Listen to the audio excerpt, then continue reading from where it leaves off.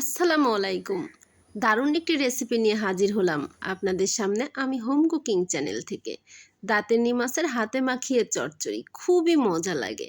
এই দাঁতেনি মাছকে যদি এভাবে করে হাতে মাখিয়ে রান্না করা যায় দারুণ টেস্ট লাগে। এটি কিন্তু সমুদ্রের মাছ। সমুদ্রের মাছ এমনিতে গন্ধ লাগে, কিন্তু এই দাঁতেনি মাছকে যদি এভাবে করে কম করে পানি দিয়ে এভাবে করে চচ্চড়ি করা যায় দারুণ টেস্ট লাগে। চলুন দেখে নেই দাঁতেনি মাছটা আমি কীভাবে রান্না করলাম।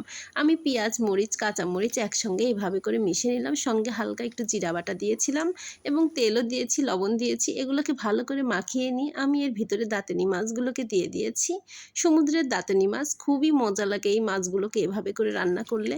আমি হালকা পরিমাণ পানি দিয়েছি। তারপর আমি এটাকে ভালো করে রান্না করে নিয়েছি এবং উপর থেকে কিছু ঢ্যাঁড়স ছড়িয়ে দিয়েছি।